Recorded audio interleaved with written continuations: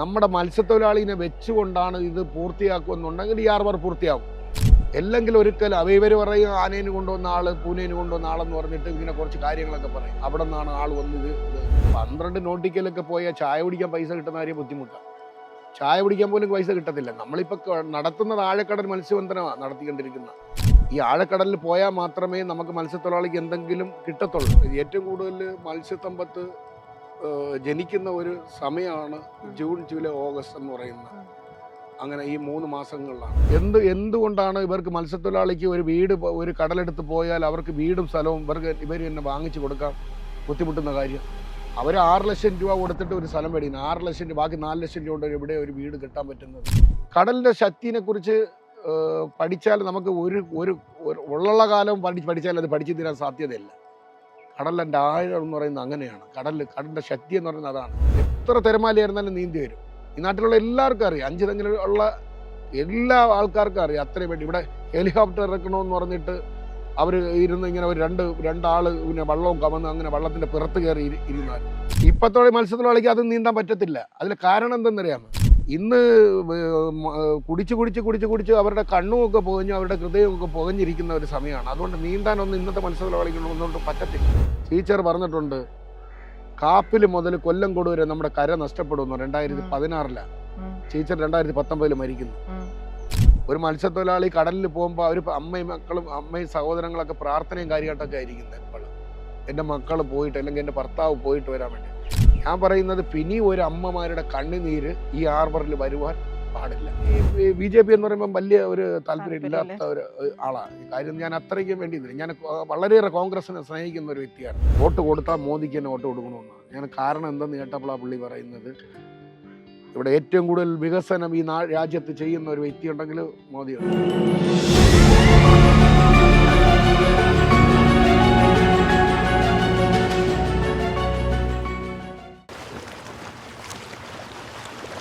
വലിയൊരു പാട്ട് പാടുന്നുള്ളൊരു ആഗ്രഹമുണ്ട്. പാടാമല്ലോ. இந்த பச்சை கிளிக்கொரு செல்வந்தி பூவை தொட்டிலே கெட்டி வைத்தே, எந்த குழந்தையும் நல்ல குழந்தைதான் மண்ணில் புறக்கையிலே, அவன் நல்லவனாவதும் கள்ளனாவதும் அவங்க அம்மையப்பன் வளர்த்தையிலே, நான் ஆராரோ இன்று தாலாட்ட, இன்றும் ஆராரோ கொஞ்சம் பாராட்ட.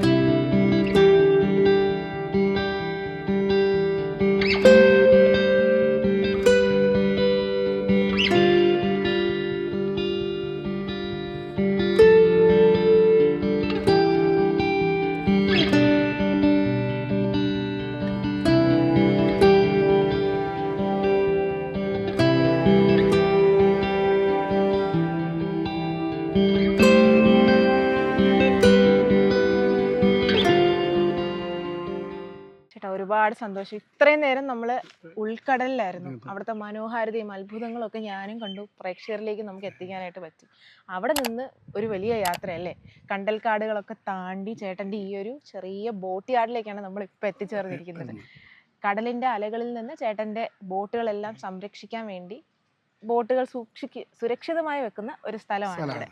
അപ്പോൾ നമുക്ക് ഇത്രയും നേരം ഉൾക്കടലിലായിരുന്നു. ഇനി കുറച്ച് വിശേഷങ്ങൾ ഇവിടെ നിന്ന് പങ്കുവച്ചാലോ? ചേട്ടാ, ഈ കടലിന്റെ പല ഭാഗത്തായിട്ട് ചാകരകൾ ഉണ്ടാവുമല്ലോ. അപ്പോൾ ഒരു ചാകര ഒരു പെർട്ടിക്കുലർ ഒരു സ്ഥലത്തുണ്ട് എന്ന് എങ്ങനെയാണ് പ്രകൃതി നിങ്ങൾക്ക് സിഗ്നൽസ് തരുന്നത്? അല്ല, അത് നമുക്കറിയാം, ജൂൺ, ജൂലൈ, ഓഗസ്റ്റ് മാസങ്ങൾ കഴിഞ്ഞ് പല സ്ഥലങ്ങളിലും ചാകര പെയ്യാറുണ്ട്. അത് നമുക്ക് ഈ ചാകര കൂടുതൽ വീടുന്നെന്ന് പറയുന്നത് കൊല്ലം കഴിഞ്ഞ് അങ്ങോട്ട് കായംകുളം സൈഡ്, ആലപ്പുഴ ഇങ്ങനെയുള്ള സ്ഥലങ്ങളിലാണ് ഏറ്റവും കൂടുതൽ ചാകര പെയ്യുന്നത്. കൊഞ്ചായിരുന്നാലും ഏത് മത്സ്യ ഇതായിരുന്നാലും അവിടെ ഏറ്റവും കൂടുതൽ ചാകര വീടുന്നത്. നമുക്ക് ആ സമയങ്ങളിലൊക്കെ ഇവിടെ പോകാനൊക്കെ വളരെ ബുദ്ധിമുട്ടാണ്. നമുക്കറിയാം, നമ്മുടെ മുതലപ്പൊഴി വളരെ ബുദ്ധിമുട്ടിലാണ് കിടക്കുന്നത്. അതുകൊണ്ട് അങ്ങോട്ടാണ് നമ്മുടെ ജോലി എന്ന് പറയുന്നത് എല്ലാം കൊല്ലത്താണ്. കൊല്ലത്ത് ഹാർബറിൻ്റെ അകത്തിനാണ് നമ്മൾ പോകുന്നത്. നമ്മൾ ഈ ഏറ്റവും കൂടുതൽ മത്സ്യസമ്പത്ത് ജനിക്കുന്ന ഒരു സമയമാണ് ജൂൺ, ജൂലൈ, ഓഗസ്റ്റ് എന്ന് പറയുന്നത്. അങ്ങനെ ഈ 3 മാസങ്ങളിലാണ്. അതാണ് ഈ റോളിങ് ബോട്ടുകൾ നിരോധനമാക്കണമെന്ന് പറഞ്ഞിട്ട് അങ്ങനെ ട്രോളിങ് നിരോധനമാക്കണമെന്ന് പറഞ്ഞിട്ട് അങ്ങനെ ഒരു നിയമം കൊണ്ട് വെച്ചിരിക്കുന്നത്. അപ്പോൾ നമ്മൾ പറയുന്നത് നമുക്ക് മത്സ്യസമ്പത്ത് എന്ന് പറയുന്നത് ആ കിട്ടുന്നത് ആ 3 മാസവും 4 മാസമാണ്. ഉം. ജൂൺ, ജൂലൈ, ഓഗസ്റ്റ്, സെപ്റ്റംബർ ഇങ്ങനെ ഈ 4 മാസങ്ങൾ. പ്രത്യേക എന്തെങ്കിലും മാറ്റം പ്രകൃതിയിൽ അല്ലെങ്കിൽ ആ ഒരു അല്ല, അത് പ്രദേശത്ത് ഉണ്ടാവാറുണ്ടോ പ്രതി നിങ്ങൾക്ക് പ്ര- അറിയാനായിട്ട്? പ്രകൃതി എന്ന് പറയുന്നത് നമുക്കിപ്പോൾ കടൽക്ഷോഭം ഉള്ള സ്ഥലത്ത് ഇതൊരു ശാന്തമാകുമ്പോൾ നമുക്കറിയാം ഇവിടെ മത്സ്യസമ്പത്ത് ഒത്തിരി കൂടാനും സാധ്യതയുണ്ട്. ഉം, ഉം, അങ്ങനെയൊക്കെയാണ് സാധാരണ ഉം, നടക്കുന്നത്. ഉം, ഉം, ആ ഒരു ലൊക്കേഷൻ മാത്രമേ എനിക്ക് ഇതിൽ കൂടുതലായിട്ട് അറിയുവാനുള്ള ഇതുള്ളൂ. ഉം, ഉം. അപ്പൊ കുറെ നേരം ഇതിൽ നിന്ന് സംസാരിക്കുന്നു, കുറച്ച് സമയം ഇരുന്നാലും. ഇരിക്കാം. ചേട്ടാ, എനിക്ക് കുറച്ചധികം കാര്യങ്ങൾ കൂടി ചോദിച്ചറിയാനായിട്ടുണ്ട്. ചേട്ടൻ ഒരു 50 വർഷക്കാലമായി ഈ കടലിനെ നന്നായി അറിയാം. കടലിന്റെ ഉൾത്തട്ട് നന്നായി അറിയുന്ന ഒരു വ്യക്തിയാണ് ചേട്ടൻ. അന്നും ഇന്നും, അന്നത്തെയും ഇന്നത്തെയും കടലിന്റെ വ്യത്യാസങ്ങൾ എന്തൊക്കെയാണ്? അത് വ്യത്യാസം എന്ന് പറയുമ്പോൾ നമുക്കറിയാം, നമുക്ക് ഏതാണ്ട് ഒരു 20 വർഷത്തിന് മുമ്പേ നമുക്ക് കടലിൽ പോകുമ്പോൾ നമുക്ക് ഒരുപാട് മത്സ്യസമ്പത്ത് കിട്ടുന്നുണ്ട്. ഉം, കടൽക്ഷോഭം കുറവാണ്. ഇപ്പം കടൽക്ഷോഭം കുറവാണ്. ആദ്യത്തെ കണക്ക് കടലടിയില്ല. ഉം, അപ്പോൾ നമ്മൾ പറയുന്നത് ഈ നമ്മുടെ പ്രകൃതിയാണ് കാര്യം. നമ്മൾ മാലിന്യങ്ങളെല്ലാം വലിച്ച് കടലിലെറിയുന്നു. ഉം, അതുകൊണ്ട് ഈ കടലിലെ മത്സ്യസമ്പത്തിന് വളരെയേറെ കുറവുകളൊക്കെ ഉണ്ടാവുന്നു. അപ്പോൾ ഒന്ന് നമുക്കറിയാം, നമ്മുടെ ഈ റോളിംഗ് പോട്ട് എന്ന് പറയുന്ന സാധനം പാരിനെയൊക്കെ അടിച്ച് നശിപ്പിക്കുന്ന ഒരു സാധനമാണ് ഫിഷിംഗ് പോട്ട് എന്ന് പറയുന്ന ഒരു സാധനം വെള്ളത്തിൻ്റെ അടിയിൽ. അപ്പോൾ അവർക്കും ജീവിക്കണം, അവർക്ക് ജീവിക്കേണ്ടെന്നല്ല. അപ്പോൾ നമുക്ക് ഒന്ന് നമ്മൾ ചിന്തിക്കാനുള്ളത്, നമ്മുടെ മത്സ്യസമ്പത്ത് ഏറ്റവും വലിയ കുറയുന്നെന്ന് പറയുന്നത് ഫിഷിംഗ് പോട്ടാണ്. കാര്യം അടിയിൽ അതിന് തങ്ങാനുള്ള സംവിധാനം ഇപ്പോൾ വളരെ കുറവാണ്. നമുക്കറിയാം 5 തെങ്ങിൽ നമ്മുടെ ബ്രിട്ടീഷുകാരുടെ കാലത്ത് ഒരു കപ്പൽ ഇതാന്ന് കിടപ്പുണ്ട്. ആ കപ്പലിലാണ് ഞങ്ങൾ ഏറ്റവും കൂടുതൽ പണി ചെയ്ത് മത്സ്യസമ്പത്ത് പിടിക്കുന്നത്. ഉം. എന്നുവെച്ചാൽ ഇപ്പോൾ വളരെ കുറവാണ്, മത്സ്യസമ്പത്ത് വളരെ കുറവാണ് ഇപ്പോൾ അതിൽ. എന്നുവെച്ചാൽ അവിടെ മാത്രമൊന്നുമല്ല, ലോകം ഒന്നാകെ എടുത്താലും മത്സ്യസമ്പത്ത് ഇപ്പോൾ വളരെ കുറവാണ്. ഉം. അപ്പോൾ നമുക്ക് വരും തലമുറകൾക്ക് ജീവിക്കണമെങ്കിൽ മത്സ്യസമ്പത്ത് ഉണ്ടെങ്കിൽ മാത്രമേ നമുക്ക് ജീവിക്കാനുള്ളൂ. ഉം. ജീവിക്കാൻ മനുഷ്യൻ പറ്റും. തന്നെ കടലിനെ മലിനീകരിച്ച് മനുഷ്യൻ തന്നെ അതെ അതെ ദോഷം അതെ ഉണ്ടാക്കുന്നു അതെ എന്നുള്ളത്. അതെ. ചേട്ടാ, ഇപ്പം ഹാർബർ അറിയാലോ, ഹാർബർ വരുന്നു. അപ്പൊ അത് ഏതൊക്കെ രീതിയിലാണ് നിങ്ങളത് ബാധിക്കാനായിട്ട്, മത്സ്യബന്ധനത്തിനെ ബാധിക്കാനായിട്ട്? മറ്റേ ഈ വല നീട്ടെന്ന് പറയുമ്പോൾ നീട്ടുവലയാണ് ഈ വള്ളക്കാർ കൂടുതൽ ഉപയോഗിക്കുന്നത്. അപ്പോൾ ഇത് ഷിപ്പ് വരുമ്പോൾ ഇത് മൊത്തത്തിൽ കയറി അങ്ങ് മുറിഞ്ഞു പോവുകയാണ്. അപ്പോൾ ഇത് നമ്മളിപ്പോൾ എത്ര പരാതി കൊടുത്താലും അവർ വലയുടെ പൈസ മൊത്തം കൊടുക്കുന്നെന്ന് അറിയത്തില്ല. ഞാൻ ഈ 1-2 പേർക്ക് ഇതങ്ങനൊക്കെ ഷിപ്പ് കയറിയപ്പോൾ വലയൊക്കെ പോയെന്ന് പറഞ്ഞ് നമുക്കങ്ങനെ നഷ്ടപരിഹാരം പോയിട്ടില്ല. ലഭിച്ചിട്ടില്ല. അതിനെക്കുറിച്ച് അറിയത്തില്ല, ചോദിക്കണം. കാര്യം എന്ന് വെച്ചാൽ അത് കറക്റ്റായിട്ട് ചോദിച്ചാലേ എനിക്കത് അറിയാൻ പറ്റത്തുള്ളൂ. അപ്പോൾ ഇത് നമുക്ക് ഇത് എന്താണ് അവർ ചെയ്യുന്നതെന്നുള്ള ഒരു ഇതിൽ ഇപ്പോൾ അന്താരാഷ്ട്ര തുറമുഖം നമുക്ക് എല്ലാവർക്കും നല്ലതാണ്. നമുക്ക് പെട്ടെന്ന് സാധനങ്ങളൊക്കെ ഷിപ്പിൽ കൂടെ ഇവിടെ വന്ന് ഇറങ്ങും. പക്ഷെ മത്സ്യത്തൊഴിലാളിക്ക് വളരെ ബുദ്ധിമുട്ടുള്ള ഒരു കാര്യവും കൂടെയാണ്. കാര്യം എന്ന് വെച്ചാൽ ഇതേ കണക്ക് മത്സ്യത്തൊഴിലാളി വലയും നീട്ടിയിട്ട് കിടക്കുമ്പോൾ ഒരുപാട് ഷിപ്പുകൾ ഇങ്ങനെ വന്നുകൊണ്ടിരിക്കും. അപ്പോൾ ഇവർ ചിലപ്പോൾ മത്സ്യത്തൊഴിലാളി എല്ലാവരും എണീച്ചിരുന്നായില്ല, ഉറങ്ങിപ്പോവും. സ്വാഭാവികമായിട്ടുള്ളതാണ്, നമ്മുടെ മത്സ്യത്തൊഴിലാളിക്ക് ഉള്ളതാണ്. ചിലർ ഉറങ്ങും, ചിലർ ഉറങ്ങാതിരിക്കും. ഇപ്പം എങ്ങനെയാണ് സർക്കാർ നഷ്ടപരിഹാരം എന്ന് പറയുമ്പോൾ വല മുറിഞ്ഞു പോയാൽ ഫുൾ എമൗണ്ട് തിരികെ അതെ. തരുന്ന ഇപ്പൊ രീതിക്ക് അവർ പറയുന്നത് 12 നോട്ടിക്കലിന്റെ അപ്പുറത്ത് പോകണ്ടെന്നാ പറയുന്ന വള്ളക്കാര. പടിഞ്ഞാറോട്ട് പോകണ്ടെന്ന്. ഈ 12 നോട്ടിക്കലൊക്കെ പോയാൽ ചായ കുടിക്കാൻ പൈസ കിട്ടുന്ന കാര്യം ബുദ്ധിമുട്ടാണ്. ചായ കുടിക്കാൻ പോലും പൈസ കിട്ടത്തില്ല. നമ്മളിപ്പോൾ നടത്തുന്നത് ആഴക്കടൽ മത്സ്യബന്ധനമാണ് നടത്തിക്കൊണ്ടിരിക്കുന്ന. ഈ ആഴക്കടലിൽ പോയാൽ മാത്രമേ നമുക്ക് മത്സ്യത്തൊഴിലാളിക്ക് എന്തെങ്കിലും കിട്ടത്തുള്ളൂ. അല്ലാതെ ഈ 12 നോട്ടിക്കൽ എന്ന് പറയുമ്പോൾ നമുക്കറിയാം, 12 നോട്ടിക്കൽ വന്നിട്ട് 14 കിലോമീറ്ററാണ് 12 നോട്ടിക്കൽ എന്ന് പറയുന്നത്. അത്ര ദൂരമേ ഉള്ളൂ. അപ്പോൾ ഈ 12 നോട്ടിക്കലൊക്കെ പോയിട്ട് മത്സ്യത്തൊഴിലാളിക്ക് മീനും പിടിച്ചിട്ട് വരാനുള്ള ഇതിൽ ഇപ്പം നമ്മളിപ്പോൾ ഇന്ന് പോകുന്നെന്ന് തന്നെ 60 നോട്ടിക്കൽ, 70 നോട്ടിക്കൽ, 100 നോട്ടിക്കൽ, 110 നോട്ടിക്കൽ, ഇങ്ങനെയൊക്കെ പല സ്ഥലങ്ങളിലൊക്കെ പോയാണ് ഇപ്പോൾ ആഴക്കടൽ മത്സ്യബന്ധനം നടത്തിയിട്ടാണ്. അപ്പോൾ ഈ സർക്കാർ കൊണ്ടുവന്ന ഒരു നിയമം എന്ന് പറയുന്നത് നമുക്ക് ഒരിക്കലും അംഗീകരിക്കാൻ പറ്റാത്തൊരു നിയമമാണ്. കാര്യം എന്ന് വെച്ചാൽ ഷിപ്പ് 12 നോട്ടിക്കലിൻ്റെ അപ്പുറത്ത് നിങ്ങൾ പോകാതിരുന്ന ഷിപ്പ് ആ വഴിയെ വന്ന് അവർ കയറുമെന്നാണ് അങ്ങനെയാണ് അവർ നമ്മുടെ അടുത്ത് പറയുന്നത്. അത് മത്സ്യത്തൊഴിലാളിക്ക് ഒരിക്കലും അംഗീകരിക്കാൻ പറ്റത്തില്ല. കാര്യം എന്ന് വെച്ചാൽ മത്സ്യസമ്പത്ത് കൂടുതൽ ഇപ്പോൾ ആഴക്കടലിലാണ് ഉള്ളത്. അതുകൊണ്ട് ആഴക്കടലിൽ പോയാൽ മാത്രമേ നമുക്ക് മത്സ്യസമ്പത്ത് കിട്ടത്തുള്ളൂ. പറഞ്ഞിരിക്കുന്നതിനും അപ്പുറം നിങ്ങൾ പോയിട്ട് നിങ്ങൾക്ക് മറ്റെന്തൊക്കെ പ്രശ്നങ്ങളാണ് ഉണ്ടാവുന്നത്? ഫൈന് തരികയോ അങ്ങനെ? അല്ല, ഫൈൻ അങ്ങനെ ഒന്നും ഇല്ല, ഇതുവരെയ്ക്കും അങ്ങനെ ഒന്നും വന്നിട്ടില്ല.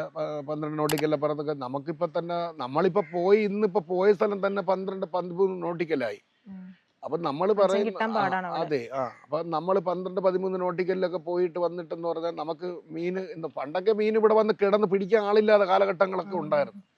ഇപ്പം അതല്ല. ഇതിപ്പോൾ എന്ന് വെച്ചാൽ ഒരു വീട്ടിന് 6-7 വള്ളമായി, എല്ലാവർക്കും വാഹനങ്ങളൊക്കെ പെരുകിയപ്പോൾ മത്സ്യസമ്പത്ത് പടിഞ്ഞാറോട്ട്. അല്ലെങ്കിൽ ഈ ഇഞ്ചിന്റെ സൗണ്ട് കേട്ട് കേട്ട് മത്സ്യം പടിഞ്ഞാറോട്ട് കയറുന്നത്. അല്ലെങ്കിൽ ആദ്യം നമുക്കൊന്ന് ചിന്തിക്കാനുള്ളത് ഡിസംബർ, ജാനുവരി, ഫെബ്രുവരി, മാർച്ച് മാസം പോരെ ഈ മത്സ്യം ഉള്ളിൽ കടലിൽ പോയാൽ മാത്രമേ മത്സ്യം കിട്ടുള്ളൂ. ഈ വെള്ളം തെളിവാ വരുന്നത്. മറ്റത് ഈ വെള്ളം കലങ്ങി കിടക്കുമ്പോൾ മത്സ്യസമ്പത്ത് കരയിലോട്ട് വരും. ഈ വെള്ളം തെളിക്കുമ്പോൾ മത്സ്യസമ്പത്ത് പടിഞ്ഞാറോട്ട് പോകും. ഇതാണ് മത്സ്യത്തെക്കുറിച്ച് നമ്മൾ പഠിക്കാനുള്ളത്. നാട്ടിന്റെ ഒരു വികസനം തന്നെ ഇപ്പൊ വിഴിഞ്ഞം വികസനം, അത് വിഴിഞ്ഞത്തുകാർ വിചാരിച്ചാൽ മാത്രം അവർ വിഴിഞ്ഞം വികസനം ഉണ്ടാവത്തില്ല.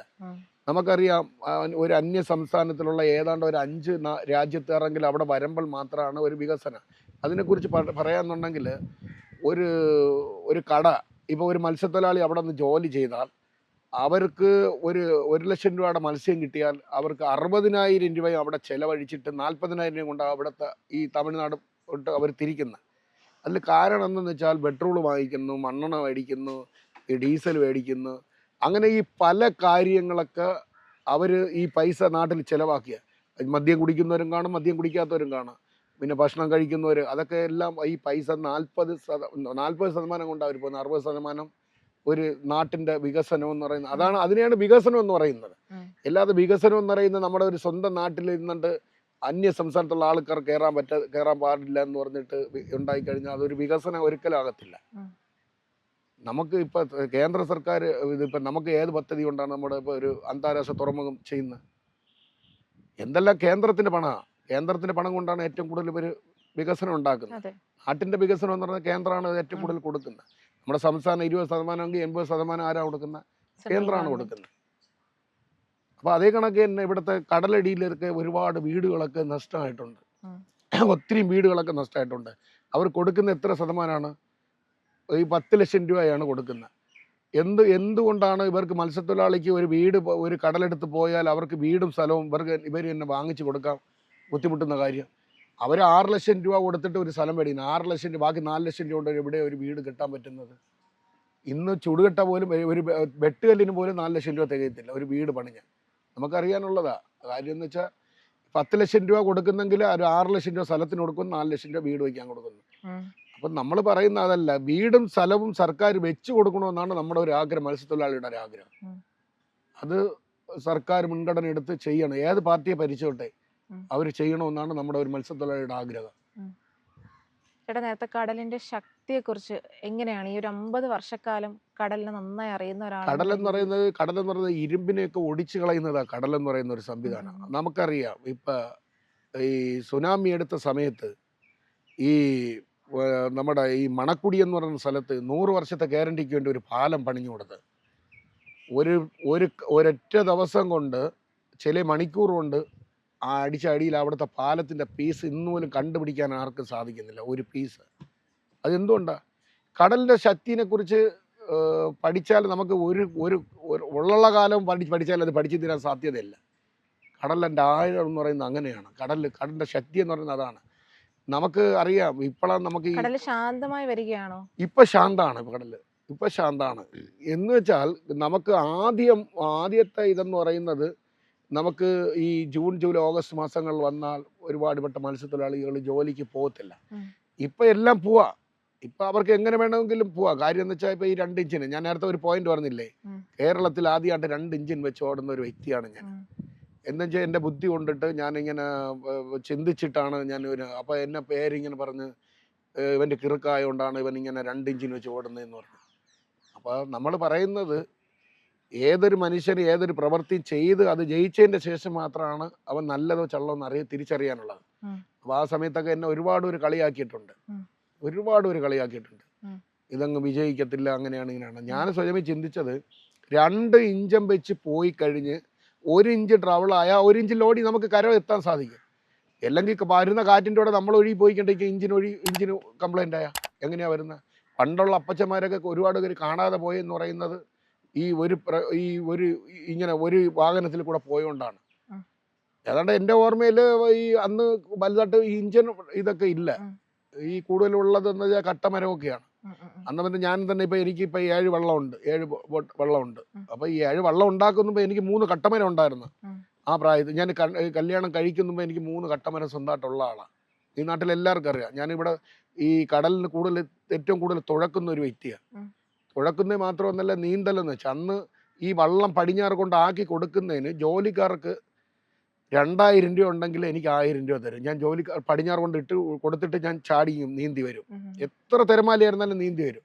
ഈ നാട്ടിലുള്ള എല്ലാവർക്കും അറിയാം, 5 തെങ്ങിലുള്ള എല്ലാ ആൾക്കാർക്കും അറിയാം. അത്രയും വേണ്ടി ഇവിടെ ഹെലികോപ്റ്റർ ഇറക്കണമെന്ന് പറഞ്ഞിട്ട് അവർ ഇരുന്ന് ഇങ്ങനെ ഒരു രണ്ടാൾ പിന്നെ വള്ളവും കമന്ന് അങ്ങനെ വള്ളത്തിൻ്റെ പുറത്ത് കയറി ഇരുന്നാൽ, അപ്പോൾ ഹെലികോപ്റ്റർ ഇറക്കണമെന്ന് പറഞ്ഞിട്ട് അവർ ഇങ്ങനെ ഇരുന്ന സമയത്ത് ഞാൻ പറഞ്ഞു ഞങ്ങൾ പോകാമെന്ന് പറഞ്ഞു. അങ്ങനെ എൻ്റെ ഒരു ജോലിക്കാരൻ സെൽറ്റൻ എന്ന് പറയുന്ന ജോലിക്കാരെയും കൊണ്ടാണ് ഞങ്ങൾ രണ്ടുപേരായിട്ട് പോയി. അവരെ രക്ഷിച്ച് അവരുടെ സാധനം പോലും ഒരു പോറലില്ലാതെ ഞങ്ങൾ കര കൊണ്ട് കൊടുത്തത്. അത് ഞങ്ങളുടെ കഴിവല്ല, അത് ദൈവം അവരുടെ ജീവൻ ഞങ്ങൾ കൂടെ പ്രവർത്തിച്ചുകൊണ്ട് മാത്രമേ അവർ കുട്ടികളെ ഇതുപോലെ രക്ഷപ്പെടുത്തിയ ഒരു സംഭവം ഉണ്ടായിട്ടുണ്ടല്ലോ കടലിലേക്ക് പോയിട്ട്. ആ സമയത്തൊന്നും പേടി ഉണ്ടായിരുന്നില്ലേ? അല്ല, നമുക്കങ്ങനെ പേടിക്കുന്ന എന്തിനാ? മത്സ്യത്തൊഴിലാളിനെ പേടിച്ച ജീവിക്കുന്ന എങ്ങനെയാ? എനിക്ക് ഇവിടെ ഞാൻ കൊല്ലത്ത് ജോലിയും കഴിഞ്ഞ് വരുന്ന സമയത്ത് ഒരു സംഭവം ഉണ്ടായി. അവിടെ പിന്നെ പരവൂര് പാലത്തിന് കളിച്ചണ്ടുന്ന കുട്ടികളെ കടൽ വലിച്ചിട്ട് പോയി. അങ്ങനെ ചാടി 6 കൊച്ചു പെമ്പിള്ളര്, ഒരു ആൺകുട്ടിയും 5 പെമ്പിള്ളര്, അങ്ങനെ അവരെ ഞാൻ രക്ഷിച്ചിട്ടുണ്ട്. അങ്ങനെയൊക്കെ ഒരുപാട് കാര്യങ്ങളൊക്കെ നടന്നിട്ടുണ്ട്. പിന്നെ കടലെന്ന് പറയുമ്പോൾ രക്ഷാപ്രവർത്തനത്തിനിടയിൽ ആർക്കെങ്കിലും ഒക്കെ രക്ഷാപ്രവർത്തനത്തിന്റെ ഇടയിൽ എന്ന് പറയുമ്പോൾ ഒരു കുടുംബത്തിന് അത് പിറ്റന്നായെങ്കിൽ അത് കാണാൻ കിട്ടത്തില്ലായിരുന്നു. അത് പിന്നെ മത്സ്യത്തൊഴിലാളികൾ അന്ന് കറക്റ്റായിട്ട് അത് പറഞ്ഞുതരാം. രക്ഷാപ്രവർത്തനം എന്ന് പറയുന്നത് ഞാൻ ഇവിടെ നിന്ന് പോയി അന്ന് നടക്കുന്ന സംഭവമാണ്. ഞാനിവിടെ നിന്ന് പോയിട്ട് ഞങ്ങൾ ഒരു ട്രിപ്പ് കൊണ്ടുവന്ന്, അപ്പം നമുക്കറിയത്തില്ല 5 മണി കഴിഞ്ഞാൽ രക്ഷാപ്രവർത്തനം നിർത്തണമെന്നുള്ള കാര്യം എനിക്കറിയത്തില്ല. അപ്പം എനിക്ക് ഒരാഗ്രഹം, കാര്യം നമ്മൾ ഇത് ഇത്ര ആളെ മാത്രം രക്ഷിച്ചാൽ പോരാ, നമുക്ക് ഇതിൻ്റെ കൂടുതൽ ആൾക്കാരെ രക്ഷിക്കണമെന്ന് പറഞ്ഞിട്ട് നമ്മൾ അങ്ങനെ പോയപ്പോഴാണ് ഒഴുക്ക്. അപ്പം അന്ന് GPS ഞാൻ ഇവിടുന്ന് കൊണ്ടാ പോകുന്നത്. നമ്മളിന്ന് കണ്ടില്ലേ GPS 22 സ്പീഡിലാണ് വെള്ളത്തിൻ്റെ ഒഴുക്ക്. നമുക്കറിയാം ഒരു 6 സ്പീഡിൽ കൂടുതലുണ്ടെങ്കിൽ ഒരു മത്സ്യത്തൊഴിലാളിക്ക് നീന്തുവാൻ സാധ്യതയില്ല. അവൻ നീന്തി ജയിക്കണമെങ്കിൽ 5 സ്പീഡ് 5.5 സ്പീഡ് ഉണ്ടെങ്കിൽ മാത്രമേ അത് നമുക്ക് മുമ്പോട്ട് കയറത്തുള്ളൂ. ഇപ്പോഴത്തെ മത്സ്യത്തൊഴിലാളിക്ക് അത് നീന്താൻ പറ്റത്തില്ല. അതിൽ കാരണം എന്തെന്നറിയാമോ? ഇന്ന് കുടിച്ച് അവരുടെ കണ്ണുമൊക്കെ പുകഞ്ഞു, അവരുടെ ഹൃദയമൊക്കെ പുകഞ്ഞിരിക്കുന്ന ഒരു സമയമാണ്. അതുകൊണ്ട് നീന്താനൊന്നും ഇന്നത്തെ മത്സ്യത്തൊഴിലാളികളൊന്നും പറ്റത്തില്ല. അന്നത്തെ പണ്ട് അപ്പച്ചന്മാരൊക്കെ ഞങ്ങളൊക്കെ നല്ല രീതിയിലൊക്കെ തുഴഞ്ഞ് നീന്തി വരുന്നതാണ്. ഇവിടെ ഈ നാട്ടിലെല്ലാവരും 5 തെങ്ങിൽ എല്ലാവർക്കും അറിയാം. ഒരു 8ഉം 10ഉം വള്ളമൊക്കെ ഞാൻ പുറപ്പെട്ടു കൊടുക്കും. പടിഞ്ഞാറ് കൊണ്ടാക്കിയിട്ട് ഞാൻ നീന്തി വരും. അങ്ങനെയൊക്കെ ഞാൻ ഒരു കാര്യം പറഞ്ഞല്ലേ, 10, 40, 50 അപ്പം പൂര കഴിക്കുന്ന ഒരു ടൈം ഉണ്ടായിരുന്നു. അത് നമ്മുടെ ചെറുപ്രായമാണ്. പിന്നെ അതേ കണക്ക് തന്നെ ഇന്നും നമ്മുടെ ആരോഗ്യം എന്താ നഷ്ടപ്പെടാതിരിക്കുന്നത്? നമ്മുടെ മീനാണ്. എനിക്ക് എപ്പോഴും എൻ്റെ ഇതെന്ന് പറഞ്ഞത് എൻ്റെ മീനാണ്. ഞാൻ കഴിക്കുന്ന മീനിൻ്റെ പവറാണ് ഞാൻ നിൽക്കുന്നത്. ഇത് എനിക്ക് പറയാനുള്ളൂ. ചേട്ടാ, ഇപ്പോൾ കടല് ചേട്ടനെ പഠിപ്പിച്ച ഒരു പാഠം എന്താണ്? ഇത്രയും വർഷക്കാലത്തിൻ്റെ ഇടയിൽ ഇന്ന് തിരിഞ്ഞു ചിന്തിക്കുമ്പോൾ എന്തായിരിക്കും? അതാണ് ഞാൻ പറഞ്ഞത്. പാഠം എന്ന് പറയുന്നത് ഞാൻ നേരത്തെ പറഞ്ഞല്ലേ, എൻ്റെ 9 വയസ്സിൽ ഞാൻ കടലിലിറങ്ങിയതാ. എൻ്റെ പപ്പായിക്ക് കൂടെ പോയതാ 9 വയസ്സിൽ. കടലിൻ്റെ പാഠം എന്ന് പറയുന്നത്, കടൽ ഒരു മനുഷ്യനെ കുഴപ്പിക്കത്തില്ല, നമ്മളാ കുഴപ്പിക്കുന്നത്. പറയുന്നു മനസ്സിലാവുന്നുണ്ടോ? നമ്മൾ കടൽ ഒരിക്കലും ഒരു മനുഷ്യനെ നശിപ്പിക്കത്തില്ല. എത്ര കടലുണ്ടെങ്കിലും നമ്മൾ പ്രാർത്ഥിക്കുക, ദൈവത്തെ വിളിച്ചിട്ട് നമ്മൾ പോവുക. കടലമ്മ ഒരു മനുഷ്യനെ ഒരിക്കലും ഇല്ലാതാക്കത്തില്ല. അത് നമ്മുടെ പ്രവൃത്തിയാണ്. ചിലർ കടലിൽ മരിക്കുന്നെന്ന് പറയുന്നത് അതെന്തുകൊണ്ടാണ്? നമ്മുടെ ഈ ആർബറിൻ്റെ പ്രവൃത്തി വന്നതിനെ കൊണ്ടാണ്. എന്തുകൊണ്ടാണ് ഇത് ഇത്രയും ഒരു വലിയ രാജ്യത്തിൽ ഈ ആർബർ പോലും ഇത്രയും സർക്കാരിൻ്റെ ക്ലിയർ ആക്കാൻ പറ്റാത്ത കാരണം? അവരുടെ പണി ചെയ്യുന്ന പണി ക്ലിയർ അല്ല. അതുകൊണ്ടാണ് നമുക്ക് ഇത്രയും പരാജയം ഉണ്ടാകുന്നത്. കാര്യം എന്ന് വെച്ചാൽ, ഞാൻ ഇതിൻ്റെ കമ്മിറ്റിയിൽ ഉണ്ടായിരുന്ന ഒരാളാണ്. നമ്മുടെ മത്സ്യത്തൊഴിലാളിനെ വെച്ചുകൊണ്ടാണ് ഇത് പൂർത്തിയാക്കുമെന്നുണ്ടെങ്കിൽ ഈ ആർബർ പൂർത്തിയാകും. അല്ലെങ്കിൽ ഒരിക്കലും ഇവർ പറയും ആനേന് കൊണ്ടുവന്ന ആൾ, പൂനേന് കൊണ്ടുവന്ന ആളെന്ന് പറഞ്ഞിട്ട് ഇങ്ങനെ കുറച്ച് കാര്യങ്ങളൊക്കെ പറയും. അവിടെ നിന്നാണ് ആൾ വന്ന് ഇത് അവരല്ല പഠിപ്പിക്കുന്നത്. നമ്മൾ പഠിപ്പിക്കുന്ന നമ്മുടെ മത്സ്യത്തൊഴിലാളിയാണ്. മത്സ്യത്തൊഴിലാളിക്ക് അറിയാം. നമുക്കറിയാം, ഇന്നൊരു ഇരുളം കയറുമ്പോൾ ഈ മഴ ഏത് ഭാഗത്ത് കൊടിയുമെന്ന് ആർക്കറിയാൻ പറ്റും? അവിടുത്തെ സാധാരണ മത്സ്യത്തൊഴിലാളിക്ക് അറിയാൻ പറ്റും. ഇന്ന് പരീക്ഷണം നടത്തുന്ന ഒരാളുടെ അറിവ് പോലും പറയാൻ പറ്റത്തില്ല എവിടെ മഴ പെയ്യുമെന്ന്. അത് മത്സ്യത്തൊഴിലാളിക്ക് അറിയാം. ഇരുള കയറിയാൽ എവിടെയാണ് മഴ പെയ്യുമെന്ന് മത്സ്യത്തൊഴിലാളി എന്ന് പറഞ്ഞു തരും. അതാ പണ്ടുള്ള അപ്പന്മാരുടെ ഇത് പഠിത്തം അതാണ്. അവർ വിദ്യാഭ്യാസം കുറവാണെങ്കിലും അതിനെ പ്രകൃതിനെ കുറിച്ച് ഒരുപാട് പഠിച്ചിട്ടുള്ളവരാണ് പണ്ടുള്ള അച്ഛന്മാർ. അതാണ് അതിൽ നമ്മൾ മനസ്സിലാക്കാനുള്ളത്. ചേട്ടൻ ഇപ്പോൾ ഉൾക്കടലിലേക്കൊക്കെ പോകുമ്പോൾ ആ ഒരു നിശബ്ദതയില് കടല് ചേട്ടനോട് സംസാരിക്കുന്നതായിട്ടൊക്കെ എപ്പോഴെങ്കിലും? കടല് നമുക്കറിയാം. നമുക്ക് കടലിന്റെ ഓളങ്ങള്, പിന്നെ ഈ രാത്രി കാലങ്ങളിൽ നമുക്കറിയാം നമ്മൾ ആങ്കർ ഇടാറുണ്ട്. ഉം. ഇട്ടി തീരുമ്പം ഈ ചങ്ക് കരയും. അത് ഒരുപാട് മത്സ്യത്തൊഴിലാളിക്കൊക്കെ അറിയാം. രാത്രി ചങ്ക് കരയും. ഉം. നമ്മൾ ശ്രദ്ധ കൊടുത്ത് കാതുകൊണ്ട് കേട്ടോണ്ടിരുന്നാൽ നമുക്ക് ചങ്ക് കരയുന്ന ശബ്ദം നമുക്ക് കേൾക്കാൻ സാധിക്കും. ഉം. ചങ്ക് കരയുന്ന എന്തുകൊണ്ടാണെന്ന് അറിയാം? അത് കടൽക്ഷോഭം കൂടാൻ വേണ്ടിയാണ് ചങ്ക് കരയുന്നത്. ഉം. അങ്ങനെ ഞാൻ പല സമയത്ത് ചിന്തിച്ച് കടൽ വന്നിട്ടുമുണ്ട്, ഉം. കടൽക്ഷോഭം വന്നിട്ടുണ്ട്. ഉം. ഞാൻ നേരത്തെ ഒരു പോയിന്റ് പറഞ്ഞല്ലേ നമ്മുടെ സുഗതകുമാരി ടീച്ചറിനെ കുറിച്ച്. ഉം. ടീച്ചർ പറഞ്ഞിട്ടുണ്ട് കാപ്പിൽ മുതൽ കൊല്ലംകോട് വരെ നമ്മുടെ കര നഷ്ടപ്പെടുന്നു. 2016 ഉം. ടീച്ചർ 2019 മരിക്കുന്നു. ഉം. കാര്യം എന്ന് വെച്ചാൽ ടീച്ചറിന്റെ പഠനം അങ്ങനെയാണ്. ഒച്ച മണലെടുത്ത് കൊണ്ട് കൊടുത്ത് ടീച്ചർ ഈ മണൽ കൊണ്ട് 4 ദിവസം കഴിഞ്ഞപ്പോൾ എൻ്റെ അടുത്ത് പറഞ്ഞ്, ഞാൻ അങ്ങോട്ട് വീട്ടിലോട്ട് വരുന്നത്, എൻ്റെ വീട്ടിൽ വന്നിട്ട് പറഞ്ഞതാ, ഉം. മോനെ ഈ കരയെല്ലാം നഷ്ടപ്പെടുമെന്ന് പറഞ്ഞു. അതുപോലെ നമുക്ക് ഇന്ന് മത്സ്യത്തൊഴിലാളിക്ക് കരയില്ല. അതാണ് നമുക്ക് ജീവിക്കണമെങ്കിൽ നമുക്ക് എന്തെങ്കിലും വേണോ? കര വേണം. ഇപ്പം എനിക്ക് കായലുണ്ട്, നിങ്ങൾക്കറിയാം, എൻ്റെ ബോട്ടൊക്കെ ഇവിടെ കെട്ടാൻ വേണ്ടി എനിക്ക് കായലുണ്ട്. ഇതുപോലെ എല്ലാ മത്സ്യത്തൊഴിലാളിക്കും ഇല്ല. മറ്റുള്ളവർ ചിലപ്പോൾ കെട്ടാൻ കൊണ്ടുപോകുമ്പോൾ അവർ പറയും എൻ്റെ പേരെടുത്ത് കെട്ടണ്ടെന്ന് പറയും. അപ്പം മത്സ്യത്തൊഴിലാളിക്ക് ഒരു ഇതാണെങ്കിൽ ആർബർ നമുക്ക് ഇത്രയും പെട്ടെന്ന് ഈ ആർബർ ഇതാകണം. ആർബർ ക്ലിയർ ആയാൽ മാത്രമേ മത്സ്യത്തൊഴിലാളിക്ക് അപകടം ഇല്ലാതെ പോയി വരാൻ പറ്റുള്ളൂ. അല്ലെങ്കിൽ ആർബർ ഇങ്ങനെ കിടക്കുന്ന കാലം പോരാ, ഒരു വർഷത്തിൽ 20-25 മരിക്കുന്നത്. നമുക്കറിയാം വലിയൊരു പദ്ധതി ആയതുകൊണ്ടാണ് അതിൻ്റെതായ സമയം എടുക്കുന്നത് പെട്ടെന്ന്. അല്ല, ഇത് പദ്ധതി എന്ന് പറയാൻ അവരുടെ സർക്കാർ, നമുക്കറിയാം വിഴിഞ്ഞത്തിലുള്ള കല്ലൊക്കെ കൊണ്ടിറക്കുന്ന എവിടെയാണ്? ഇവിടെ നിന്ന് വഴിയാ കടൽ വഴിയെ പോകുന്നത്. അവർക്ക് അവിടെ വികസനം ഉണ്ടാക്കാൻ വേണ്ടി അവർ കൂടുതലായിട്ട് അവിടെ ഇങ്ങനെ വികസിച്ചെടുത്തുകൊണ്ട് അവർക്ക് കാര്യങ്ങളൊക്കെ നടത്തുന്നത്. മത്സ്യത്തൊഴിലാളിയുടെ എന്ത് കാര്യമാണ് നടക്കുന്നത്? ഒരു മത്സ്യത്തൊഴിലാളി കടലിൽ പോകുമ്പോൾ അവർ അമ്മയും സഹോദരങ്ങളൊക്കെ പ്രാർത്ഥനയും കാര്യമായിട്ടൊക്കെ ആയിരിക്കുന്നത്. ഇപ്പോൾ എൻ്റെ മക്കൾ പോയിട്ട്, അല്ലെങ്കിൽ എൻ്റെ ഭർത്താവ് പോയിട്ട് വരാൻ വേണ്ടി. ഞാൻ പറയുന്നത്, പിന്നെ ഒരു അമ്മമാരുടെ കണ്ണുനീര് ഈ ആർബറിൽ വരുവാൻ പാടില്ല. എൻ്റെ ആഗ്രഹം അതാണ്. കാര്യം എന്ന് വെച്ചാൽ ഒരു സഹോദരിമാർ പോലും കരയാൻ പാടില്ല. അവരുടെ ഭർത്താവ് പോയി എന്ന് പറഞ്ഞിട്ട് കരയാൻ പാടില്ല. അങ്ങനെ ആയിരിക്കണം. ഇതെന്ന് വെച്ചാൽ ഇത്രയും ഒരു വലിയ സമൂഹം ജീവിക്കുന്ന ഒരു സ്ഥലത്ത് ഒരു ആർബർ പൂർത്തീകരിക്കാൻ പറ്റുന്നില്ലെന്ന് വെച്ചാൽ ഇവരുടെ കാര്യം എന്ന് വെച്ചാൽ ഇവർ മാറി ഈ ഭരിക്കുന്നവർ മാറി ഇവരിപ്പോൾ 1,77,00,000 രൂപയാണ് ഇപ്പോൾ അനുവദിച്ചത്. അപ്പോൾ കഴിഞ്ഞ വർഷം അനുവദിച്ചത്. ഞാനിപ്പോൾ ഡൽഹിയിൽ പോയ സമയത്ത് പോയപ്പോൾ അവിടെ ബഹുമാനപ്പെട്ട ഫിഷറീസ് മന്ത്രി ജോർജ് കുര്യനുമായിട്ട് സംസാരിച്ചപ്പോൾ പുള്ളി പറഞ്ഞതാ 177 കോടി രൂപ അനുവദിച്ച്. ഇനിയിപ്പോൾ ഇത് പൂർത്തിയാക്കാൻ എപ്പോഴാണ് നടക്കുന്നത്? ഈ കർക്കിടകം കൊണ്ട് 6 മാസത്തിനകത്ത് ഇവർ പൂർത്തിയാക്കാൻ പറ്റുമോ? അത് നടക്കത്തില്ല. ഇനി നമുക്കറിയാം, നമ്മുടെ കടലിൻ്റെ രീതി നമുക്കറിയാം. ഇത് പൂർത്തിയാക്കണമെന്നുണ്ടെങ്കിൽ തന്നെ ഒരുപാട് സമയമെടുക്കും. അത് ഇപ്പോഴേ പണി തുടങ്ങിയാൽ മാത്രമേ അത് പൂർത്തിയാക്കാൻ പറ്റത്തുള്ളൂ. രാത്രിയും പകലും കൂടെ നിന്ന് ഈ 6 മാസം കൊണ്ട് പണി പൂർത്തിയാക്കിയാൽ മാത്രമേ അത് പൂർത്തിയാക്കാൻ പറ്റത്തുള്ളൂ. ഇവരിപ്പോൾ ഒത്തിരി കുറച്ച് മണ്ണടിക്കുന്നു, പിന്നീട് ആ മെഷീൻ കൊണ്ട് ഒതുക്കി അവിടെ ഇടുന്നു. അപ്പോൾ ഇത് ചോദിക്കാൻ പറയാൻ ആളില്ലാത്തൊരു ഇതായിപ്പോയി, നാഥനില്ലാത്ത ഒരു അവസ്ഥയായി മാറിയിരിക്കുകയാണ് നമ്മുടെ കേരളം. ചേട്ടനിപ്പോൾ നടുകടലിലൊക്കെ ചെന്ന് പെട്ടിട്ട് ദിശ ഏത്, എങ്ങോട്ട് പോകണം എന്നൊന്നും അറിയാതെ, അനുകൂലമായ സാഹചര്യങ്ങളൊന്നും ഇല്ലാത്തപ്പോൾ ഒരു ശക്തി ചേട്ടനെ പിന്തുണച്ച് കരയിലേക്ക് നയിച്ചതായൊക്കെ എപ്പോഴെങ്കിലും തോന്നിയിട്ടുണ്ട്? അതിനെക്കുറിച്ച് പറഞ്ഞുതരാം. പണ്ടാണെങ്കിൽ നമുക്ക് GPS ഇല്ല. GPS ഇല്ലാത്ത കാലഘട്ടത്തൊക്കെ നമ്മൾ ഇങ്ങനെ വലിച്ച് മാറ്റി തിരിച്ചൊക്കെ കെട്ടി ദശ അറിയാതെ ഇങ്ങനെ ഓടി നമ്മൾ കര വന്ന് പിടിക്കാറുണ്ട്. നമുക്കറിയാം ഈ അടിക്കുന്ന കാറ്റ് ഏതാണെന്ന്. നമുക്ക് കര കാണാത്ത സ്ഥലത്ത് കിടന്നാലും നമുക്കറിയാൻ പറ്റും ഇത് ഈ അടിക്കുന്ന കാറ്റ് ഏത് കാറ്റാണ്. നമുക്കറിയാം. ഞാൻ നേരത്തെ ഒരു പോയിന്റ് പറഞ്ഞില്ലേ, വാടക്കുറിഞ്ചര, അല്ലെങ്കിൽ കച്ചാങ്കുറിഞ്ചര, അല്ലെങ്കിൽ നേരുകുറിഞ്ചര, അല്ലെങ്കിൽ ചോളോക്കോട്, വാടക്കോട്, നേരുകോട്, ഇങ്ങനെയൊക്കെയാണ് കാറ്റിൻ്റെ ആറ് ഇതാ പറയുന്നത് കാറ്റിനെ കുറിച്ച്. അപ്പം നമുക്ക് ഏത് ഇതായിരുന്നാലും നമുക്ക് വരാം. ഇന്ന് നമുക്ക് അങ്ങനെ ഒരു പ്രശ്നമേ ഇല്ല. കാര്യം എന്ന് വെച്ചാൽ നമ്മൾ ഇന്ന് ഏത് വീട്ടിൽ, നമ്മുടെ രാത്രിയാണെങ്കിൽ നമ്മുടെ വീട്ടിൻ്റെ അകത്ത് ഈ GPS അടിച്ചു വെച്ചിട്ട് നമുക്ക് വീട്ടിൻ്റെ അകത്ത് കയറാം.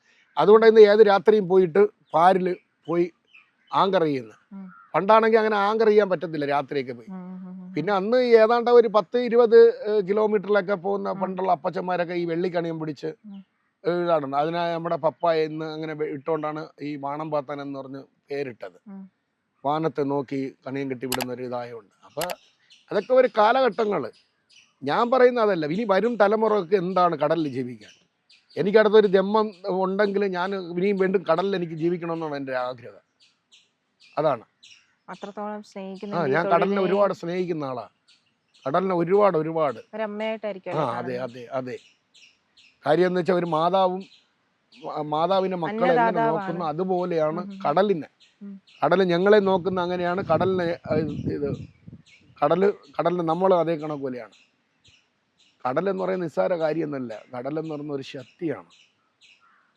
ഏത് പ്രകൃതിയെയും ശാന്തമാക്കാനുള്ള കഴിവുള്ള ഒരാളുണ്ട്, ഉം. ദൈവം എന്നുള്ള ഒരു വ്യക്തിത്വം. ഉം. ചേട്ടൻ കുറച്ച് നാള് ധനുഷ്കോടിയില് മത്സ്യബന്ധന തൊഴിലാളി നേരെ ഒരുപാട് എത്ര വർഷം ഞാൻ ഉണ്ടായിരുന്നു? 3 വർഷം ധനുഷ്കോടിയിലുണ്ടായിരുന്നു. അവിടത്തെ കടൽ ഇവിടത്തെ നിന്നും ഇല്ല, എങ്ങനെ അവിടെ കടലിൽ ആഴമില്ല. ആഴം? ആഴമില്ല. അവിടുത്തെ മത്സ്യത്തിന് രുചിയില്ല.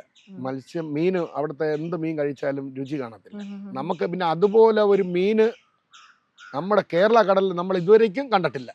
എന്ന് വെച്ചാൽ ഇവിടെ ഒരു 5 പരവ ഉണ്ടെങ്കിൽ, നിങ്ങൾ ഈ പരവ എന്ന് പറയും അല്ലേ, പരവ പരവ എന്ന് പറയും. അവിടെ കുതുപ്പെന്ന് പറയും. തമിഴിലൊന്ന് കുതുപ്പെന്ന് പറയും. ഈ 5 എണ്ണം ഉണ്ടെങ്കിൽ മാത്രമേ നമുക്ക് ഇവിടെ ഒരു കറി വയ്ക്കാൻ പറ്റത്തില്ല. അവിടെ ഒരെണ്ണം ഉണ്ടെങ്കിൽ നമുക്ക് അവിടെ ഒരു കറി വയ്ക്കാം. അന്ന് അവിടെ കിട്ടുന്ന, അവിടെ അത്രയും വലിയ മീൻ കിട്ടുന്ന സ്ഥലമാണ്. പക്ഷെ മീൻ എന്താ, ഒട്ടും ടേസ്റ്റ് ഇല്ല മീൻ. പിന്നെ ഞങ്ങളുടെ ഒരു അനുഭവം പറയട്ടെ ധനുഷ്കോടി. അങ്ങനെ വരുന്നേ അല്ല, അത് എന്തോ എനിക്ക് അതിനെക്കുറിച്ച്, അവിടുത്തെ മീനിൻ്റെ ടേസ്റ്റ് കുറവാണ്. അങ്ങോട്ടുള്ള മീനിൻ്റെ ടേസ്റ്റ് വളരെ കുറവാണ്. നമുക്ക് തൂത്തുക്കുടിയിൽ വരുന്ന മീൻ പോലും ടേസ്റ്റ് വളരെ കുറവാണ്. അവിടുത്തെ ഒരു അനുഭവം പറഞ്ഞു കഴിഞ്ഞാൽ, ഇന്ന് ഒരു 7-8 കുഴി എടുത്തിടും. ആ കുഴിയിൽ വീഴുന്ന വെള്ളം കൊണ്ടാണ് പിറ്റേന്ന് ചോറ് വയ്ക്കുന്നത്. ലോകത്തിൽ ഞാൻ പല സ്ഥലങ്ങളിലും ഞാൻ ജോലിക്ക് പോകാറുണ്ട്, പല സ്ഥലങ്ങളിലും പോയിട്ടുണ്ട്. നമ്മുടെ ഇന്ത്യക്കകത്ത് ഏതാണ്ടുള്ള രാജ്യങ്ങളൊക്കെ ചുറ്റിക്കറങ്ങിയ ആളാണ് ജോലിക്ക്. പക്ഷേ ഈച്ച വാഴുന്ന സ്ഥലം ധനുഷ്കോടി പോലെ ഒരു രാജ്യത്തിലും ഇനിയില്ല. എന്നുവെച്ചാൽ ചോറ്, വെന്ത് വരുന്ന ചോറ് പോലെ എപ്പോഴും അടച്ചിട്ടിരിക്കണം. അത്ര തീച്ചുളയിൽ പോലും ഈച്ച പറക്കുന്നേ. നമ്മൾ ഒരു നേരം ആഹാരം കഴിക്കണമെങ്കിൽ ഒരാൾ നിന്ന് വീശിക്കണ്ട് നിൽക്കണം 3 പേര് കഴിക്കുമ്പോൾ. എന്നിട്ട് നമ്മൾ പിന്നെ കഴിച്ച് തീർന്നിട്ട് ആ മറ്റാൾ കഴിക്കുമ്പോൾ നമ്മൾ വീശി കൊടുക്കണം. എന്ന് വെച്ചാൽ അത്രയ്ക്കും വേണ്ടി ഈച്ചയാണ് അവിടെ. ഇത് പണ്ട് അതൊരു കരയായിരുന്നു. എന്ന് വെച്ചാൽ റെയിൽവേ വന്നിട്ട് കടലൂടെ ചേർന്ന കടലടിക്കുന്ന റെയിൽവേ പാളയത്തിലാണ്. അപ്പോൾ അത് പണ്ട് അതിപ്പോൾ റെയിൽവേ ആകുമ്പോൾ അത് എത്ര ഉയരെ കിടന്ന് കാണും. അതുകൊണ്ട് അവിടുത്തെ കടലിന് ആഴമില്ലാത്ത കാര്യം എന്ന് വെച്ചാൽ നമ്മളൊരു 10, 20, 25 കിലോമീറ്റർ വരെയൊക്കെ പോയിട്ടുണ്ട്. അവിടെ പോകുന്ന സമയത്ത് പോലും അവിടെ കടലിന് ആഴമില്ല. അപ്പോൾ ഇത് കണ്ട് കരയായിരുന്നുകൊണ്ട് നമുക്കറിയാം, ഇതിപ്പോൾ ഇവിടെ വെള്ളം കയറി കിടന്നാൽ ഇവിടെ ആഴം കുറവായിട്ടേ കാണിക്കത്തുള്ളൂ. കടലിൽ ആഴം കൂടുതൽ കാണിക്കും. നമുക്കറിയാം, ഇതിപ്പോൾ വെള്ളമുള്ള സ്ഥലമായതുകൊണ്ട് ഇവിടെ ആഴം കൂടുതൽ കാണിക്കും. ഇവിടെ വന്ന് വെള്ളം കയറി കിടന്നാൽ ഇവിടെ ആഴം എത്ര കുറവ് കാണിക്കുന്നത്. അതുപോലെ പണ്ട് അത് വലിയ കരയായിരുന്നു. പണ്ടൊരു വലിയ വികസനമുള്ളൊരു നാടെന്നാണ് പറഞ്ഞത്. അതോ എന്തോ അവർ പറയുന്ന ദൈവം നശിപ്പിച്ചു കളഞ്ഞെന്നാണ് പറയുന്നത് ആ രാജ്യത്തിന്. അങ്ങനെയൊക്കെയാണ് പറയുന്നത്. മറ്റെന്തൊക്കെ വീക്ഷണങ്ങളാണ് മറ്റാരും വീക്ഷിക്കാത്ത രീതിയിൽ ചേട്ടൻ കടലിനെ നോക്കി കാണുമ്പോൾ ചേട്ടൻ കണ്ടുപിടിച്ച ഞാൻ കണ്ടുപിടിച്ചെന്ന് പറയുമ്പോൾ, എൻ്റെ അടുത്ത് ഇങ്ങനെ ഇവർ വന്നിട്ട് ചോദിച്ച്, ഈ കടലിൽ ഇങ്ങനെ ചെടിയുള്ള സ്ഥലങ്ങൾ എവിടെയെന്ന് ചോദിച്ചു. അപ്പോൾ ഈ ചെടി എന്ന് പറയുമ്പോൾ ഒരുപാട് നമുക്കറിയാം. ചെടികളൊക്കെ ഈ നമുക്ക് ഈ ചൂണ്ടയിടുന്ന ഭാഗത്തൊക്കെ ഒരുപാട് ഈ ചെടികളൊക്കെ ഈ ചൂണ്ടയിൽ ഉടക്കാറുണ്ട്. ആ ഒരു മൈൻഡ് വെച്ചിട്ടാണ് ഞാൻ പറഞ്ഞത് ഇന്ന സ്ഥലത്ത് പോയാൽ ചെടി കാണുമെന്ന് പറഞ്ഞു. അപ്പോൾ അങ്ങനെ പോയിട്ട് നമ്മൾ ഇന്ന് പോയില്ലേ ഷിപ്പ് 5 തെങ്ങ്, ബ്രിട്ടീഷുകാരുടെ കാലത്ത് താന്ന ഷിപ്പാണ്. ഇപ്പോൾ ഈ ഇടയ്ക്കൊക്കെ അതൊന്നും ഒരു വലിയൊരു സംഭവം ഇവിടെ പറഞ്ഞ് ഉണ്ടാക്കി ആ കപ്പൽ ഇപ്പം താന്നെയാണെന്ന് പറഞ്ഞു. ഇല്ല, ഞാൻ ജനിക്കും മുമ്പേ താന്ന കപ്പലാണ് അത്. ഞങ്ങളുടെ പപ്പ അല്ല, ഞങ്ങളുടെ മമ്മിയെ ഒന്ന് ഇവിടെ കെട്ടും മുമ്പേ ഉള്ള കപ്പലാണത്. ആ കപ്പൽ നമ്മൾ രാവിലെ ഒരാളിനെ കണ്ടിട്ട് പറഞ്ഞില്ലേ, അവരുടെ പുള്ളിക്കാരൻ്റെ അപ്പാപ്പനാണ് ആ കപ്പൽ കണ്ടുപിടിച്ചത്. സുക്രാസൻ എന്ന് പറയുന്ന ഒരാളാണ് ഈ കപ്പൽ കണ്ടുപിടിച്ചത്. ഞങ്ങളുടെ അപ്പാപ്പനാണ് കപ്പൽ കണ്ടുപിടിച്ചത്. അപ്പോൾ ആ കാലഘട്ടങ്ങളിൽ ഈ ഒരു പാരോ ഒരു ഷിപ്പോ കണ്ടുപിടിക്കണമെങ്കിൽ അത് മനുഷ്യനല്ല കണ്ടുപിടിക്കുന്നത്, മത്സ്യം തന്നെ അത് കാണിച്ചു കൊടുക്കുകയാണ്. എന്ന് വെച്ചാൽ മത്സ്യം അതിൽ കണക്കിൽ കവിഞ്ഞുള്ള മത്സ്യം അവിടെ പൊങ്ങിക്കിടക്കും. ഇന്നെന്തുകൊണ്ടാണ് ഇല്ലാത്ത? ഇന്ന് അതിനെ പിടിച്ചെല്ലാം കൂടെ കരക്കളയും. അന്ന് പണ്ട് മരങ്ങൾ മാത്രമേ, കട്ടമരം മാത്രമേ ഉള്ളൂ. അതുകൊണ്ട് അതിൽ കൊണ്ടുവരുന്ന നമുക്കറിയാം എന്ത് മത്സ്യം കൊണ്ടുവരും. അപ്പോൾ അത്രയും മത്സ്യങ്ങൾ അന്ന് ആ കാലത്ത് അത്ര മത്സ്യങ്ങളെ പിടിക്കുന്നുള്ളൂ. ഇന്നെന്ന് വെച്ചാൽ ഒരുപാട് മത്സ്യങ്ങളെ പിടിക്കുന്നു. അതാണ് മത്സ്യസമ്പത്ത് കടലിൽ കുറയുന്ന കാരണവും ഇതാണ്. അപ്പം നമ്മൾ അന്ന് കപ്പലെന്ന് പറയുമ്പോൾ ചൊരിഞ്ഞ് കിടക്കും മീൻ. ഞങ്ങളിവിടെ നിന്ന് ഓടിപ്പോകുമ്പോൾ ആ മീൻ കാണിക്കും കപ്പൽ. അന്നും ആ സമയത്ത് ഞാൻ നല്ല രീതിയിൽ ജോലി ചെയ്യുന്ന സമയത്ത് ഈ വള്ളവും ഇഞ്ചിനൊന്നും ഇല്ല. കട്ടമരത്തിലൊക്കെ ഞങ്ങളും പോകുന്നത്. പിന്നെ ഇവിടെ നല്ലൊരു കണിയക്കാരുണ്ട്, റച്ചാടെന്ന് പറയുന്ന കണിയക്കാർ, നല്ല ഈ കണിയം കെട്ടിവിടുന്ന അവർ. ഞങ്ങളൊക്കെ എല്ലാം അന്ന് ഈ പാമരം വെച്ച് ഓടിയാണ് മത്സ്യം പിടിച്ച് കര കൊണ്ടുവരുന്നത്. ഞങ്ങളുടെ മുമ്പേയൊക്കെ ഞങ്ങളുടെ പപ്പ ഇവിടെയുള്ള അങ്കിൾമാരെല്ലാവരും ഇത് കണക്കും കട്ടമരത്തിലാണ് പോയി മീൻ പിടിക്കുന്നത്. നമുക്ക് ഇപ്പം ഇത് വന്നെന്ന് പറയുമ്പോൾ ഇത് ഇടക്കാലത്താണ് ഈ വള്ളം എഞ്ചിനൊക്കെ വന്നത്. നമുക്കറിയാം ഇപ്പോൾ ഒരു 1900 അങ്ങനത്തെ ആ വർഷങ്ങളിലൊക്കെയാണ് ഈ എഞ്ചിൻ വരുന്നത്. ഈ ചെറിയ എഞ്ചിൻ വന്ന് പിന്നെ ഇപ്പോൾ വലുതായി. ഇപ്പോൾ 50 ഹോഴ്സ് എഞ്ചിൻ പോലും ഇപ്പോൾ ആൾക്കാരൊക്കെ ഇറക്കി കഴിഞ്ഞു എഞ്ചിന്. ചേട്ടാ ഇപ്പോൾ ചേട്ടൻ റിപ്പബ്ലിക് ഡേയുടെ അന്ന് പ്രൈം മിനിസ്റ്ററിന്റെ ഒരു ക്ഷണം ലഭിച്ച് കുടുംബ സഹിതം അവിടെ പോയി അവർ പരേഡും എല്ലാം അറ്റൻഡ് ചെയ്തിരുന്നു. അതെ, ആ ഒരു ദിവസം എങ്ങനെ നോക്കി കാണുന്നു? പെട്ടെന്ന് ആദ്യമായിട്ട് ഇങ്ങനെ ഒരു ക്ഷണം വന്ന അതെ ഞാൻ അപ്പൊ 1 മാസത്തിന് മുമ്പേ എൻ്റെ വീട്ടിലൊരു ഉദ്യോഗസ്ഥൻ വന്ന്, അപ്പോൾ സാധാ ഡ്രസ്സിലാണ് വന്നത്. അപ്പോൾ എൻ്റെ അടുത്ത് വന്നിട്ട് ചോദിച്ച് ഇങ്ങനെ നരേന്ദ്രമോദിനെ കാണാൻ ആഗ്രഹമുണ്ടെന്ന് കേട്ട് എൻ്റെ അടുത്ത് വന്ന് ചോദിച്ചതാ. ഇപ്പോൾ ഒരു രാജ്യം ഭരിക്കുന്ന ഒരു പ്രധാനമന്ത്രിനെ കാണാൻ ആഗ്രഹമില്ലെന്ന് ഏതൊരു വ്യക്തിയാണ് പറയുന്നത്? ഞാൻ പറഞ്ഞ ആഗ്രഹം ഉണ്ടെന്ന് പറഞ്ഞു. അപ്പോൾ പറഞ്ഞു എൻ്റെ പേരും അഡ്രസ്സൊക്കെ. അപ്പോൾ എൻ്റെ അടുത്ത് പറഞ്ഞു ഒറ്റയ്ക്കല്ല വൈഫിനെയും കൂടെ കൊണ്ടുവരണമെന്ന് പറഞ്ഞിട്ട് പോയി. ഈ പറഞ്ഞിട്ട് പോയിട്ട് അവിടെ അന്ന് അതിന് ശേഷം ഒരു വിളിയില്ല, ഒന്നുമില്ല. ഞാൻ വിചാരിച്ച ഇയാളെല്ലാം പിന്നെ ഇപ്പോൾ തമാശ. ഞാൻ പറഞ്ഞു ഇനിയിപ്പോൾ എന്തെങ്കിലും കേസോ കാര്യം. അപ്പം എനിക്കൊരു കേസോ കാര്യം ഇല്ല, എന്തിനാ അതിനെന്തെങ്കിലും വന്നതാണെന്ന് അറിയാലോ. അപ്പോൾ കേന്ദ്രത്തിലെ ആളാണെന്ന് പറഞ്ഞു. അപ്പോൾ എനിക്ക് ചെറിയൊരു സംശയം കൂടെ ഉണ്ട്. അപ്പോൾ എനിക്കിതിനെക്കുറിച്ച് വലിയ ഒന്നാമത് വിദ്യാഭ്യാസം ഇല്ലാത്തൊരു ആളും കൂടെയാണ് ഞാൻ. അപ്പോൾ ഞാനിത് ചിന്തിച്ചില്ല. ഞാൻ ഈ എൻ്റെ വണ്ടിയുടെ ബൈക്കിൻ്റെ നമ്പർ ഇടാൻ വേണ്ടി ആറ്റിങ്ങൽ നിന്നപ്പോൾ പോകുന്ന തലേ ദിവസമായപ്പോൾ ഒരു കോൾ വരുന്നു. അത് അലീഷ് സാറാണെന്ന് കേട്ട് ഞാൻ പറഞ്ഞു അതെ, അത് നിങ്ങൾക്ക് പ്ലെയിൻ ടിക്കറ്റ് കയ്യിൽ കിട്ടിയെന്ന് കേട്ടോ. ഞാൻ പറഞ്ഞു ടിക്കറ്റ് കയ്യിൽ കിട്ടി, നിങ്ങൾ ആൾ മാറിയാ വിളിക്കുന്നതെന്ന് പറഞ്ഞു. നമുക്കറിയത്തില്ല. അപ്പോൾ എൻ്റെ അടുത്ത് കേട്ട് ഞാൻ പറഞ്ഞ് ആൾ മാറിയായിരിക്കും നിങ്ങൾ വിളിക്കുന്നത്. അല്ല അലോഷ്യസ് ബിന്ദു ആണോന്ന് കേട്ടോ. ഞാൻ പറഞ്ഞു അതെ, നിങ്ങൾക്ക് നിങ്ങളുടെ വീട്ടിൽ ഒരാൾ വന്ന് പറഞ്ഞു ഓർമ്മയുണ്ട കേന്ദ്രത്തിൽ നരേന്ദ്രമോദിയെ കാണണമെന്നുള്ള ഇത് വെച്ചിട്ട്. അപ്പം ഞാൻ പറഞ്ഞു ഓ ശരി ഇപ്പോൾ ഓർമ്മ ഉണ്ടെന്ന് പറഞ്ഞു. നിങ്ങൾക്ക് നാളെ 10 മണിക്കാണ് ഫ്ലൈറ്റ്. തലേ ദിവസം വിളിച്ചു പറയുന്നത്. അന്ന് രാത്രി തന്നെ അവിടുന്ന് 3 ചാനലുകാർ വരിക. മറ്റേ ആ ദിവസത്തിന്റെ ഓർമ്മകൾ എന്തൊക്കെയാണ്?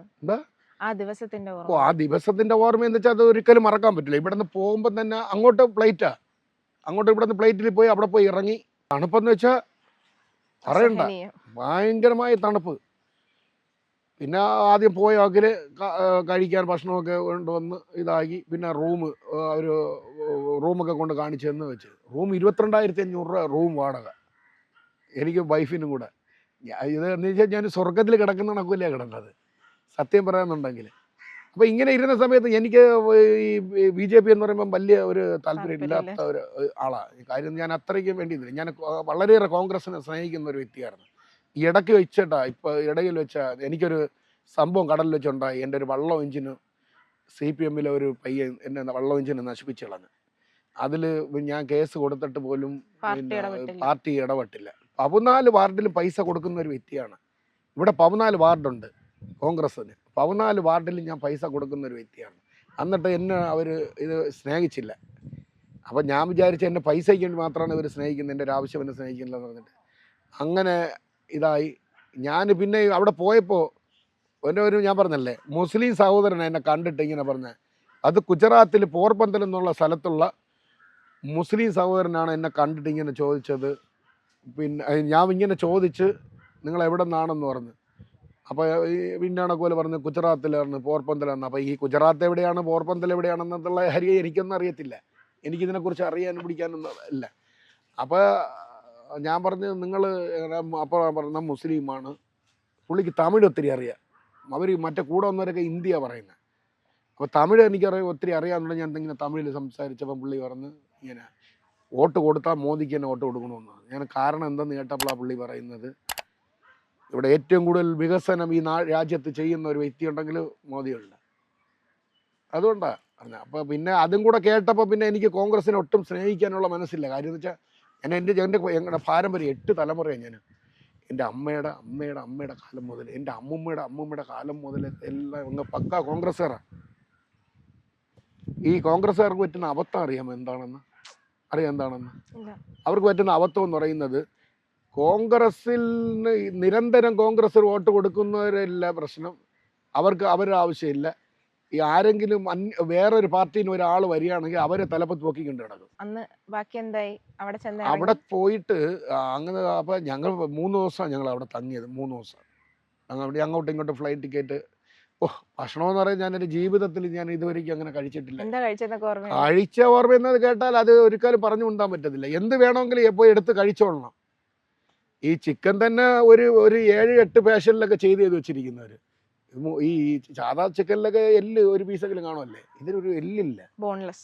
എല്ലാം മൊത്തം കറക്കിയും തിരിച്ചും പിച്ചും എങ്ങനെയൊക്കെ എല്ലാം എടുത്ത് വയ്ക്കും. പിന്നെ ഒന്നും പറയണ്ട, ജ്യൂസ് ഐറ്റങ്ങളോ അതോ ഐസ്ക്രീം എന്ന് വെച്ചാൽ ഒരു 10-40 കൂട്ടം ഐസ്ക്രീം ഉണ്ട്. എന്ത് കഴിക്കണമെന്ന് പോലും ഞങ്ങൾക്ക് ആ സമയത്ത് അറിയത്തില്ല. എല്ലാം നല്ല ടേസ്റ്റ് ആയിരുന്നു, ഭയങ്കര ഇതായിരുന്നു. പിന്നെ മന്ത്രിമാർ തങ്ങുന്ന അതേ റൂം തന്നെ ഇവിടെ പാവപ്പെട്ട എല്ലാവർക്കും അവർ എടുത്തു കൊടുത്തത്. ഇതേ മന്ത്രിമാരൊക്കെ തങ്ങുന്ന, അത് ഈ ജോർജ് കുര്യനൊക്കെ തങ്ങുന്നതും ഞങ്ങളുടെ റൂമിൻ്റെ അടുത്ത ഒരു ഇതായിരുന്നു.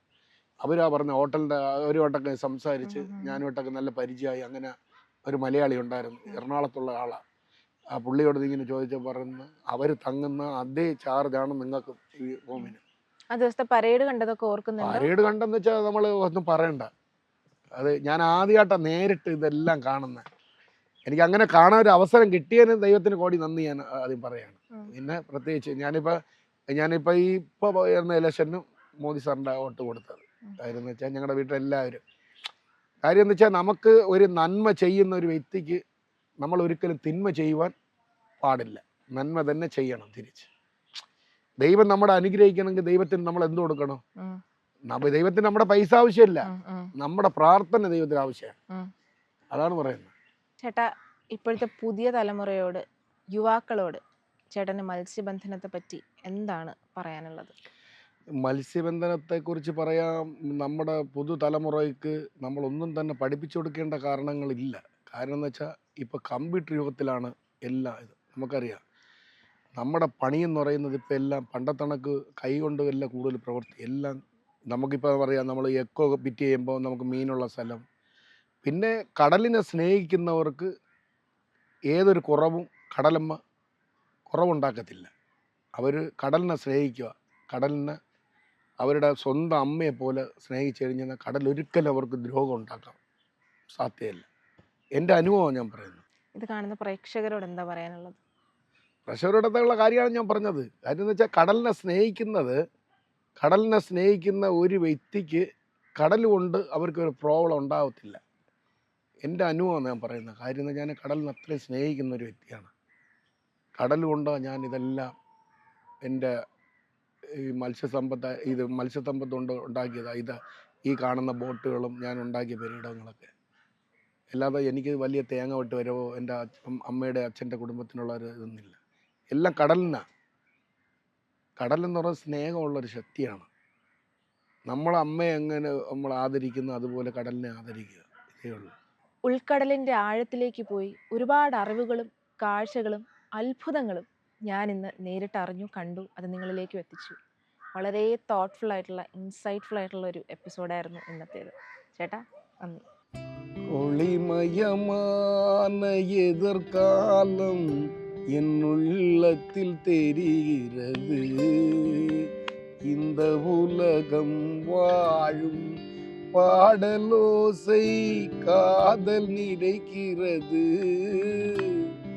ஒளிமயமான எதிர்காலம் என் உள்ளத்தில் தெரிகிறது. குங்கும சிலையே குடும்பத்தின் விளக்கே புலர்மகளே வருக.